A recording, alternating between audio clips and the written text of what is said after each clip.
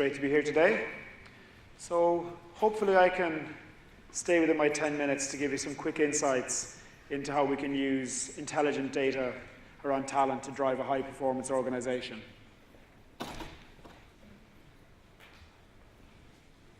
So it's always, I think, good to give someone a number to focus on, to think about the value of something right at the start. So if you take the S&P 500, 84% now of all the market cap of companies in that group is accounted for by value created by intangible assets. So it's IP, people, brand ideas, things that are not machines, buildings, physical assets. It was about 20% at the start of the 1980s. So that means either people were terrible back then and useless, or it means the nature of what business is so much more dependent on what goes on in people's heads, minds, and hearts now than heretofore, which obviously has led to there being a huge amount of emphasis evolving around economists seeing that probably things to do with talent and brand might be the two most sustainable and durable and forward-looking pieces of, I suppose, piece of asset that companies actually have, much less so than access to finance and capital and machines and equipment and land. I'm sure people back in the 1980s were very good as well. I was one of those too, a little bit younger, but obviously it's more the emphasis of what business is about seems to have changed radically. So you'd imagine if something was so valuable that people would kind of bother their bottoms to do something about it, and they would try and measure it and use some mathematics and data and science to try and understand the impact of this asset upon the performance of your business and what it means to the value of your company. And I would have assumed when we started conducting some research in Qt, our own organization, last year with all our clients, we have about 5,000 clients around the world who work with us in selection and development, that they're all interested in big data and big data, big data, big data. You know, people were like waking up shouting big data in the middle of the night. But even their like 2-year-old toddlers were swiping the fridge and going big data. But it's what's interesting when we took thousands of our clients and we started to look at what are they doing and how much money are they spending on this. I was kind of shocked to see that 56% of them had no active projects to do with big data that they could immediately identify to do with talent. And the 26 of them had no clue of a budget, and really only a small single digits of them were actually doing something that you would call sophisticated, that they could lay their hands on, identify, and say they were spending money upon. Hopefully that will make a lot of you all feel better about yourselves. Because while everyone talks a lot about it, it appears that there's not many people who are doing things that might have very great sophistication. You know, obviously earlier we had Indeed speaking. They're doing things like that, but they're a vendor, and they're equipped, and they're a specialized company to do that. But we find that our client organizations, they're very curious and interested in it. Their C-suite and their executives believe it to be critical, and they know that talent is an enormously important currency, but we're still at a very immature stage of doing something about it. So for those of you, I won't ask you to put up your hands, but for those of you who are not doing anything you consider to be sophisticated or useful at the moment in this space, you're probably in good company. So there's still time to rescue your future. Now, do we have any highly inappropriate person in the audience who'd like to tell me what this man is doing to the crocodile? Yeah, and he's not a Hollywood movie producer or anything of the like. Okay, so what we use this to show is that you have people think of big data and they get excited and they want to do something with it, but then the data is pretty much like the crocodile. So they run into the middle of it and they start trying to get the information, but before you know it, you're overwhelmed. There's data everywhere. They're taking it out of all kinds of systems, and really, they've just ran and they've caught something they've no control over and can't use. And they don't know how to operate it properly, the same as like a human trying to ride around in the back of a crocodile. Here is what I think are some key concepts we've picked up through our own building of practice around how to use mainly data around assessing suitability and efficacy and potential of people against business outcomes to predict performance in the workplace. But more things we've actually picked up from working with our clients, and there may be some things you could consider, is that you need to start by trying to ask the right questions. So, for example, we have one client, an airline in the Middle East, who wanted to see what kind of impact its recruitment systems were having on people who were also its customers.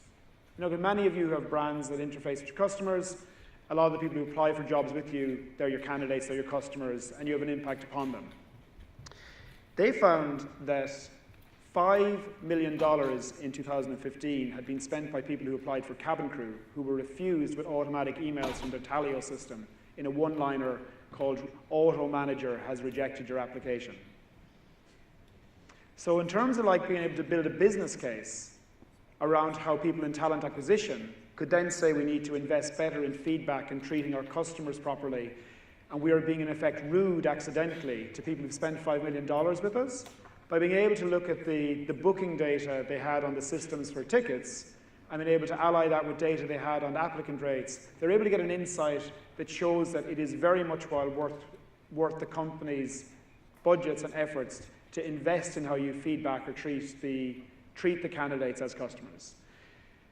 Another case we are working on directly now is where we have an organization that's seen that they have a quotient about inspiring manager, where people are rated by the staff in their organization on certain characteristics to do with engagement and purpose and the style of the manager. But they've identified that the people who work for the managers who are deemed to be inspiring have a 6% higher outcome in terms of productivity and revenue.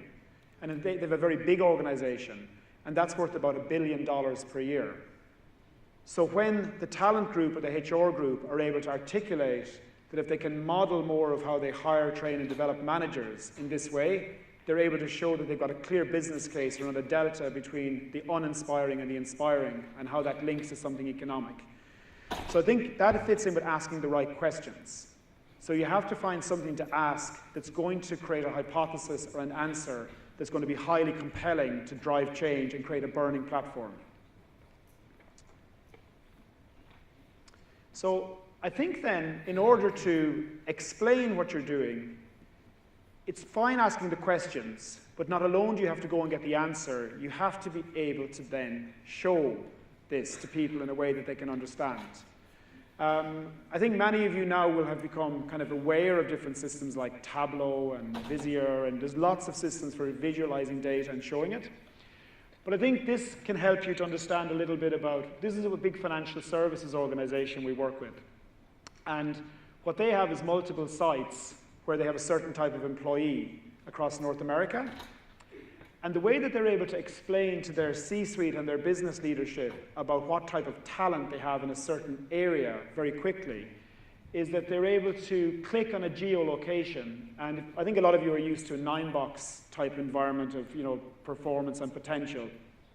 Is that that's represented by the squares up in the top right, where they can see which people have high potential, high performance, down to the bottom left have lower potential and lower performance. So they know where they may or may not need to invest, hire more, drive change from. But they're dealing with about 14,000 people across these geographies, but they're able to express it around what bench strength they have very quickly and easily to a senior audience by being able to answer questions in a way that can be put on one page. So I think that when you're looking at the data, having it all in numbers and letters and alphanumeric and Excel spreadsheets and percentages and correlates, that is really no good, because people won't be able to engage with it, and it'll take you too long to explain. So I think it has to be easy for you to explain what people are looking at and how to visualize it. So here's an interesting connection as well about looking at how impact is then created from when you go and investigate the data you have upon your talent and how you link it to a business outcome.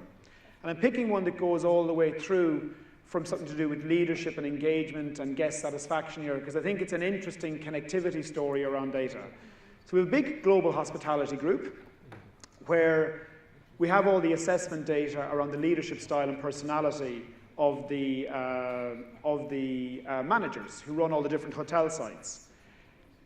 And what we're able to establish with them is that where they have people who are shown to demonstrate strong leadership and have the characteristics of a strong leader in the organization, they tend to have a much higher engagement score.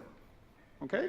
So the engagement score amongst the people who have the deemed to be good leaders, 71% highly engaged, in the bottom third, 61%. Okay, that's interesting, but what does that mean? Does it even matter? But why it matters to these is that they're able to get a 70% rating on the net promoter score of guest satisfaction on a level of the service in the hotel being perceived as excellent when they have people who are in that top third quotient of engagement versus, when the leader is in the top third versus when they have people in the bottom third. So the economic delta is really driven by the guest service score. And I think that's what you have to think about, is that it's not just about then measuring talent and finding out what's within the people, but it's about being able to link together something like talent, style, engagement, and then being able to take it through into what it means in terms of customer economics. To go back a level earlier to where you'd looked at the case where we showed a 6% higher sales attainment, when it's broken out on a granular level, if you're able to put an economic metric around it, that makes it a lot easier for you to drive a budget. And because if you're trying to do something that heretofore has not been done, it's very difficult, I think, in a human resource function to request money that has not already been spent, to create a new budget line to allow you to do something that's innovative.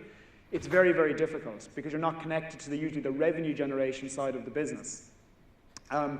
What we have here is like a clear business case and a mandate for change because it's worth so much money and it's directly connected to something that's on the front end of a business metric, like the net promoter scores, like the sales of the organization. And what's interesting in the cases I think I'm showing you here is that a lot of the time we'll say people like myself and our company would get criticized for saying, oh yeah, if it's roles that are just about attendance or absence or sickness or selling, like individual contributor roles, specific roles that have just targets attached to the individual, it's easy for us to predict. We do that every day of the week. We have 40 million people a year going through our systems. And people say, but how do I do it with my leaders, with my managers, with my senior stakeholders?